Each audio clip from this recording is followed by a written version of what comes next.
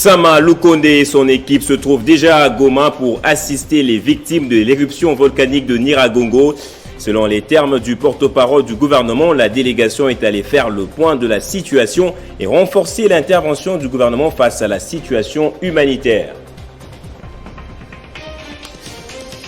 Et on va parler également dans ce journal de la troisième vague de Covid-19 déclarée en RDC. Le gouvernement se dit conscient du relâchement par la population des mesures barrières et promet de relever la courbe. Madame, Monsieur, bienvenue à vous tous et merci d'être avec nous sur Télé 50. À la une de ce journal, le Premier ministre et sa délégation se trouvent déjà à Goma 3 semaines après l'éruption volcanique. Les membres du gouvernement se sont rendus tout juste après leur arrivée au bureau de l'Observatoire volcanologique de Goma.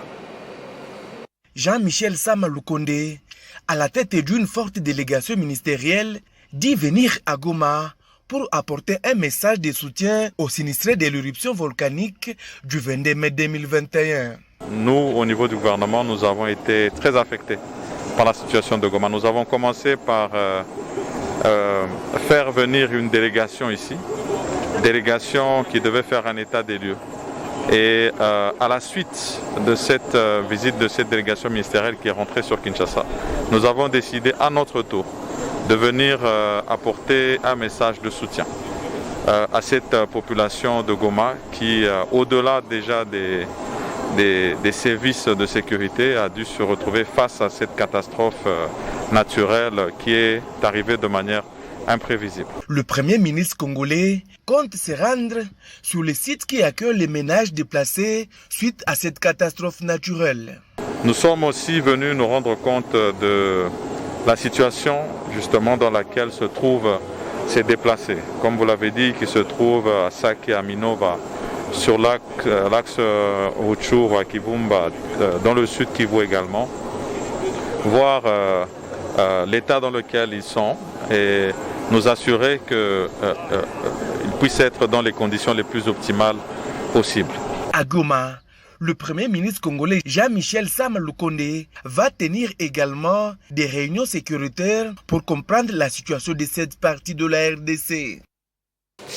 Les organisations religieuses sont aussi engagées dans l'appui des populations victimes de l'éruption volcanique. C'est le cas de la communauté chiite de la RDC qui accompagne un bon nombre de sinistrés. En solidarité aux compatriotes de Goma, meurtris par l'éruption volcanique et l'insécurité dans l'est de la République démocratique du Congo, la communauté islamique chiite compatit avec cette partie de la RDC, ce qui justifie cette cérémonie de cette frange des confessions religieuses en République démocratique du Congo. Il est de bon augure que les confessions religieuses puissent réagir en dernier recours pour trouver la solution là où les humains n'ont pu le trouver.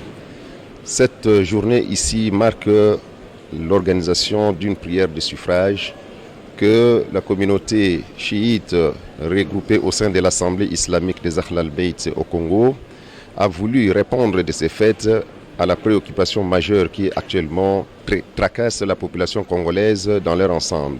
En l'occurrence, les calamités naturelles, l'insécurité, la guerre à répétition ainsi que les viols, la famine. Cette structure compte sur la bonne foi de chacun pour mobiliser les moyens en espèces comme en nature pour venir tant soit peu à la population de cette partie du pays. Un appel de fonds, une collecte de biens de première nécessité sera organisée par l'Assemblée islamique des Ahl al-Bayt au Congo et qui vise maintenant tous les hommes de bonne volonté, toutes les femmes de bonne volonté et plus de paix et de générosité pour que nous aussi nous puissions joindre, c'est-à-dire notre main à la pâte pour essayer de donner un peu de réconfort à nos frères et sœurs qui sont durement éprouvés. Les musulmans chiites de la RDC vont étendre sur plusieurs mois les gestes de cœur en faveur de l'Est de la République démocratique du Congo. Et je le disais, la troisième vague de Covid-19 est bien réelle, confirme le Premier ministre, alors que le relâchement des mesures barrières et le scepticisme de la population continuent à gagner du terrain. Face à cette nouvelle montée de contamination, le gouvernement a annoncé quelques mesures de riposte. On l'écoute dans le compte-rendu de la dernière réunion du Conseil des ministres lu par le porte-parole du gouvernement. Après avoir déclaré hier jeudi les débuts d'une troisième vague de la pandémie, qui est due entre autres au relâchement des mesures barrières, au ralentissement du processus des vaccinations et à l'exposition aux variants étrangers. Intervenant à ces sujets, le Premier ministre chef du gouvernement a informé le Conseil que suite à l'instruction du Président de la République, communiquée à la dernière réunion du Conseil des ministres, il a réuni le comité multisectoriel de lutte contre la Covid-19 pour statuer à la fois sur les revendications du personnel du dit comité et la manière de renforcer la campagne. Le gouvernement, qui confirme le message du ministre de la Santé annonçant les débuts de la troisième vague, invite tous les acteurs sociaux impliqués dans la lutte contre la pandémie à renforcer la vigilance. Dans les jours qui viennent, le gouvernement annoncera des mesures de riposte plus strictes. Entre-temps, il va augmenter la capacité des hôpitaux en oxygène. Il va intensifier la campagne de sensibilisation pour une prise de conscience réelle sur l'existence de cette maladie. Il va redoubler d'efforts pour encourager la population à la vaccination. Et c'est le dernier saut de mouton qui restait pour désengorger complètement le boulevard le plus long et la route la plus empruntée de la capitale. Le ministre de ZTPR a inauguré en compagnie du gouverneur de la ville de Kinshasa le saut de mouton de Massina Bitabe. Long de 300 mètres, l'ouvrage résout le long calvaire de la population de Tchangou. C'est le plus long saut de mouton à Kinshasa. Cet ouvrage, construit dans le district de la Tchangou, précisément à Bitabe, long de 300 mètres. L'office de route, maître d'ouvrage délégué, a exécuté les travaux avec l'entreprise Safricas sous la supervision du bureau technique de contrôle. Une inauguration qui marque la fin d'un terrible calvaire pour la population. Le ministre d'État en charge des ITPR, Alexis Guissaro, accompagné du gouverneur de la ville de Kinshasa, Gentini Ngobila, et des autorités communales, ainsi que les responsables des entreprises ayant exécuté l'ouvrage, s'est personnellement chargé de son inauguration. Nous étions passés ici il y a quelques jours, la semaine passée, pour pouvoir inspecter le niveau d'avancement des travaux. Et nous avions promis à notre population, la population quinoise, que nous allons revenir très bientôt pour pouvoir procéder à l'inauguration. Donc le jour est arrivé et nous sommes venus annoncer à la population que conformément à la promesse de son Excellence, Monsieur le Président de la République, chef de l'État, Monsieur Félix-Antoine Tshisekedi, qui avait promis à la population effectivement la réalisation de ces ouvrages.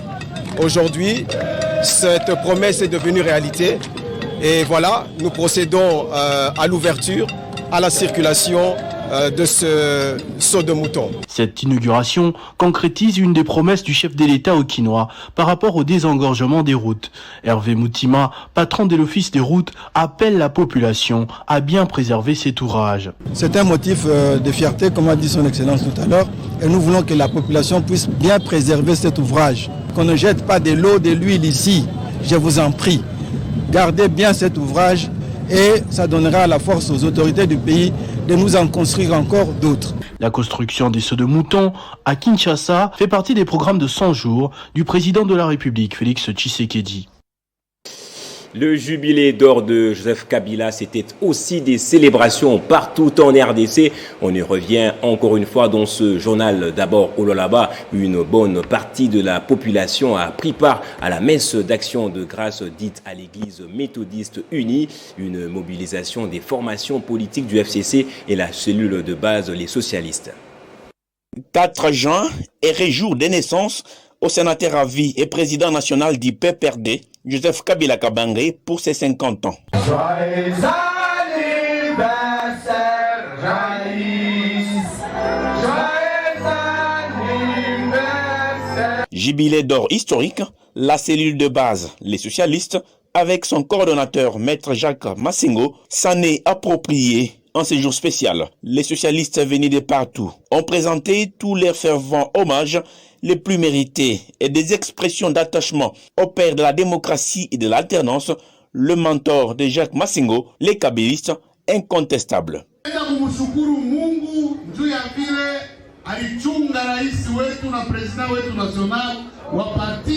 Nous remercions Dieu d'avoir donné Joseph Kabila Kabange et sa jumelle qui viennent de totaliser 50 ans. 50 ans, ce n'est pas peu. Voilà pourquoi nous remercions le Seigneur pour ça. C'est pourquoi tu lui peines pour célébrer. C'est ce qui a poussé à ce que cette date marque une grande joie sur toute l'étendue du territoire national. Tous les militants du PPRD Lualaba se sont retrouvés en la paroisse méthodiste Katembo pour une messe d'action de grâce et implorer la miséricorde divine sur le Père de la démocratie.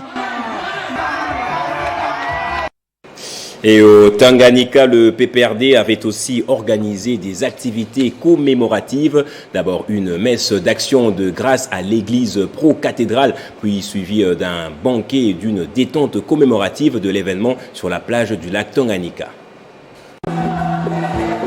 La cathédrale Christ-Roi du diocèse de Kalemi-Kirungu était pleine comme un œuf des militants des différents partis membres du Front commun pour le Congo, des mouvements associatifs, croyant à la vision du président de la République honoraire Joseph Kabila Kabange et d'autres personnalités venues honorer la mémoire du jubilé d'or de 50 ans d'âge du sénateur à vie Joseph Kabila Kabange et de sa sœur jumelle, la députée nationale Jeannette Kabila Kyungu. Organisée par le Parti du Peuple pour la Reconstruction et la Démocratie, PPRD, dont les fondateurs et Joseph Kabila Kabange, ce culte d'action des grâces a connu plusieurs moments importants, notamment les chants,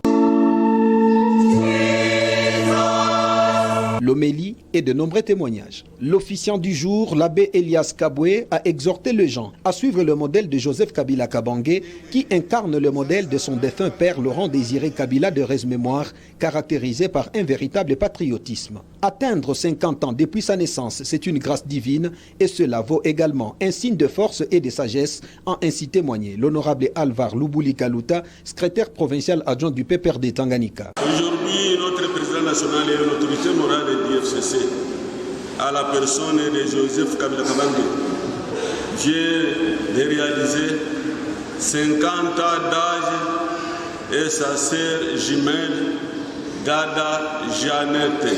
Nous remercions grandement l'Éternel Dieu qui a voulu qu'on soit dans ce cadre aujourd'hui. 50 c'est la force, 50 c'est le pouvoir, 50 c'est la livraison. Du début à la fin de la messe, l'ambiance était à son comble. Une joie généralisée, signe qui marque l'attachement inébranlable de toute cette assistance à ces deux fêtés dignes filles et fils de celui qu'on appelait affectueusement soldat du peuple. La fête a poursuivi à l'hôtel Cham où les grandes représentativités des divers mouvements associatifs se sont retrouvées pour une cérémonie symbolique circonstancielle. Ici, un gâteau d'anniversaire honorant les jubilés d'or du Raïs Joseph Kabila a été partagé et un champagne sabré avant de laisser place à l'ambiance festive. Et le parti Alliance des paysans et indépendants de Joseph Kokonyangui a célébré ce jubilé d'or à sa manière et également c'était une occasion de réitérer sa loyauté à l'autorité morale du FCC. Jean-David Kilolo.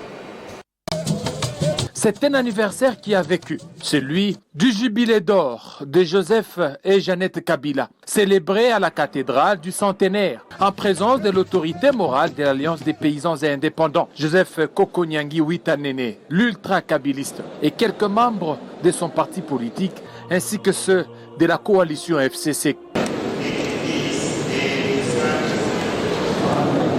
Après messe, un véritable ultra-kabiliste, Joseph Kokonyangui n'a pas voulu manquer l'occasion. Il a réuni ses siens à son domicile pour continuer à célébrer les jubilés d'or de son mentor Joseph Kabila Kabange et de sa jumelle Jeannette Kabila. Nous saisissons cette occasion pour féliciter ces jumeaux. Les jumeaux, parce que nous pensons que c'est le meilleur cadeau que Laurent Désiré Kabila a laissé à la République démocratique du Congo.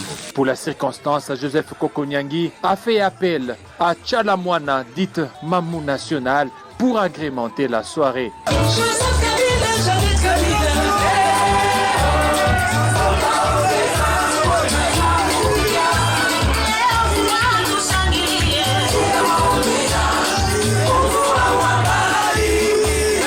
Et cette dernière n'a pas manqué à placer des mots justes. Dans ce pays d'excellence, Kokonyangui, il y a sali, il y a fêté, la paix, merci. C'est par une ambiance bon enfant que s'est clôturée la soirée. L'ultra-kabiliste Joseph Kokonyangi garde un œil sur les élections de 2023.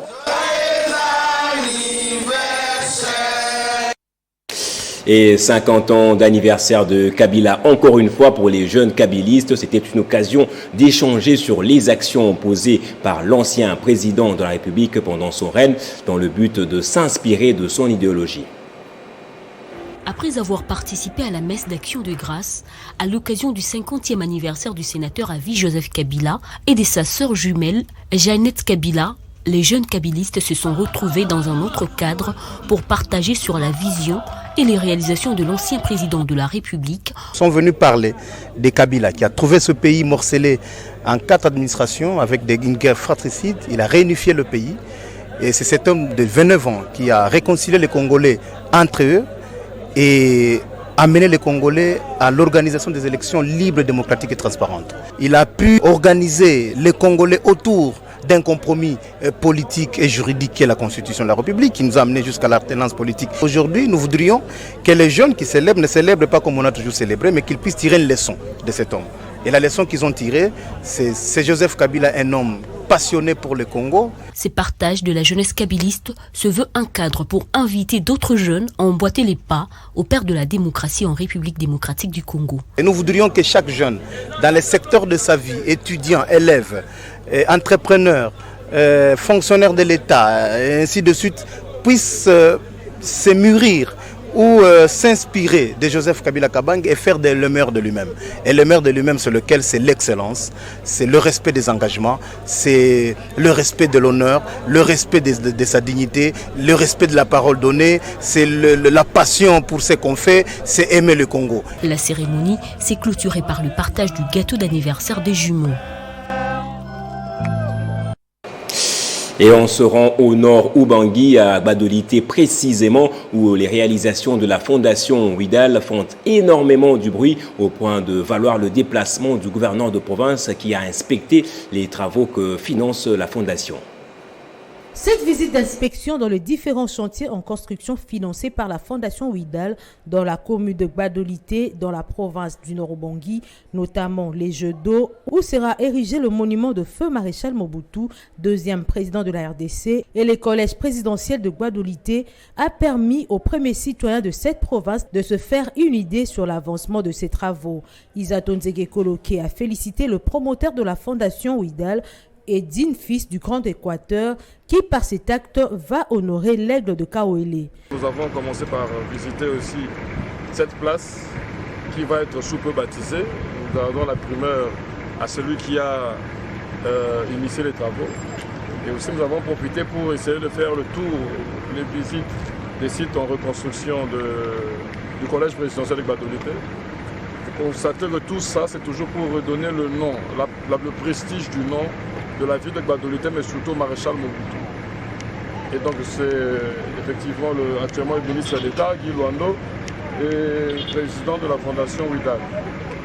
J'en profite aussi pour remercier tous les membres de la Fondation Ouidal qui sont ici avec nous, le maire de la ville, qui ne ménage aucun effort pour matérialiser en tout cas cette vision de notre frère Guy Luando, qui tient à ce que les fils et les filles du Nord-Ubangui aussi puissent en tout cas tant soit peu bénéficier de cette magnanimité dont il fait preuve.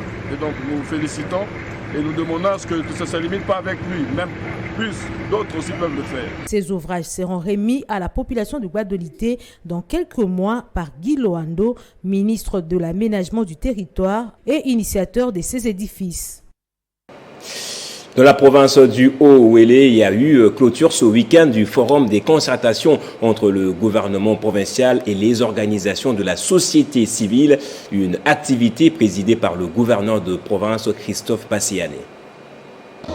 Ces concertations tombent les rideaux par la signature conjointe du communiqué final des recommandations de 2 parties prenantes, gouvernement provincial et société civile, tous d'accord avec les 18 recommandations au total. En gros, les forces vives exhortent le gouverneur Christophe Bassiané Nanga et son gouvernement à satisfaire les priorités socio-politiques et économiques dans un équilibre et la géopolitique provinciale en bon père des familles. Ceci tout en poursuivant les désenclavements de la province par la construction des infrastructures routières. Prenant acte des dites recommandations, Christophe Bassian-Enanga appelle pour sa part ses administrés, à travers ses forces vives réunies, à s'acquitter de leurs obligations en payant des impôts et doter la province des moyens pour sa politique de développement. Ma logique pragmatique consiste à réaliser en fonction de priorités et des moyens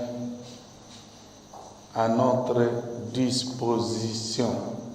Sensibiliser la population afin de garantir la paix sociale, la cohésion pacifique et la cohabitation. Ce forum de concertation qui a enregistré des échanges constructifs à travers plusieurs exposés et débats se clôture dans un climat apaisé et festif, traduisant l'unité des filles et fils du Haut-Tuélé bien parti pour son développement avec l'exécutif Bassian-Enanga. Et le parti lumumbiste unifié El Makiachi a pris part à la réunion virtuelle du comité Afrique de l'Internationale socialiste ce samedi autour du thème défense et renforcement de la démocratie. S'exprimant au nom de son parti, le secrétaire général Willy Makiachi a énuméré quelques défis majeurs auxquels fait face la RDC pour espérer la paix plutôt. Je cite quelques-uns de ce défi. Il y a notamment la lutte contre la précarité et le rétablissement des attributs classique de l'État. Défense et démocratie, voici les points qui ont dominé les échanges entre le membre du Présidium Afrique de l'Internationale socialiste. Honoré ce samedi par cette plateforme, le parti lumumbiste unifié El Makiachi, via son secrétaire général Willy Makiachi, a déploré le silence qu'observe la communauté internationale et le gouvernement socialiste face à l'insécurité qui prévaut dans la partie est de la République démocratique du Congo il y a des décennies. Dans son mot, Willy Makiachi a exprimé son vœu de voir ces derniers demeurer proches de leur mission délicate pour espérer la paix en Afrique en général et en République démocratique du Congo en particulier. En République démocratique du Congo, la pratique démocratique a des défis majeurs à relever, notamment le renforcement des capacités institutionnelles, l'efficience de la représentation politique, l'effectivité de la séparation des pouvoirs, la lutte contre la précarité. L'Internationale socialiste doit redéfinir à nouveau frais sa vocation originelle. La démarche du PALU vise à solidifier par la tolérance la démocratie congolaise, en croire le chef du PALU, El Makiachi. Nous sommes très préoccupés à doper les capacités de l'école du parti, dont le travail majeur est dédié aux droits humains, à la lutte contre l'impunité des crimes graves, au renforcement de la démocratie. Il s'y est de rappeler que le parti lumumbiste unifié travaille à la promotion et soutient des idéaux, des valeurs et pratiques d'une société plus ouverte et plus inclusive.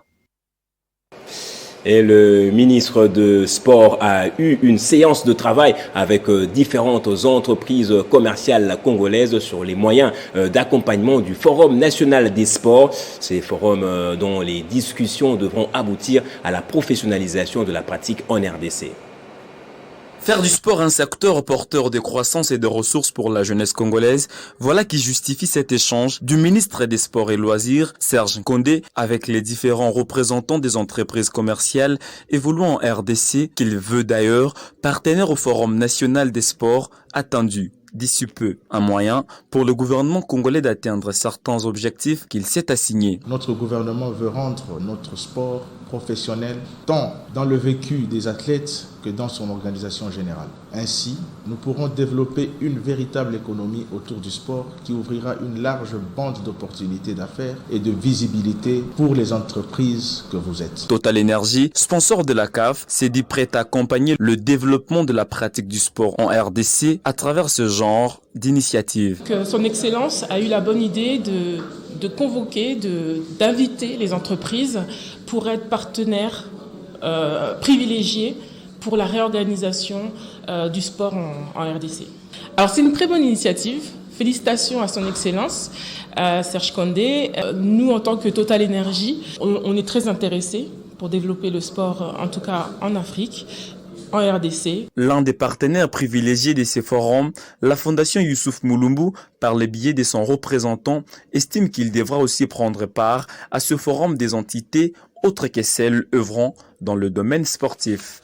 Cette question de forum sur le sport en RDC n'est pas seulement une question des sportifs, mais plutôt une question aussi de toute entité, société, entreprise, sportive et tout et consorts qui œuvrent dans les secteurs congolais. Il est donc attendu dans un avenir proche que le Forum national des sports ouvre ses portes à Kinshasa, capitale de la RDC.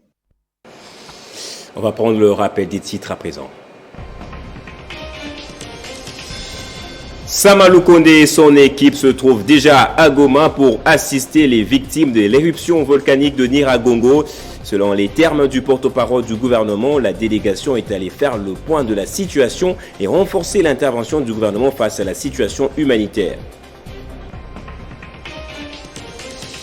Et troisième vague de Covid-19 déclarée en République démocratique du Congo. Le gouvernement se dit conscient du relâchement par la population des mesures barrières et promet de relever la courbe. Fin de ce journal. Merci à vous tous de l'avoir suivi. L'actualité reste en continu sur votre chaîne.